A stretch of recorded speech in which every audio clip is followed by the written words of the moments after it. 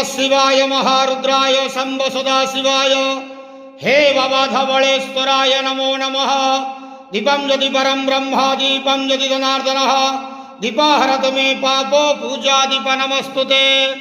धवलेश्वर महाप्रभु संसार सुखी रखंतु।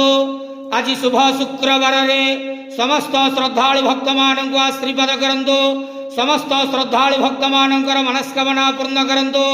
कर्म क्षेत्र उन्नति करंतु। ग्रह रिष्टमान खंडन करंतु। जगतर मंगल करंतु। विश्वर कल्याण करंतु। आपणकर नाम प्रकाश करंतु।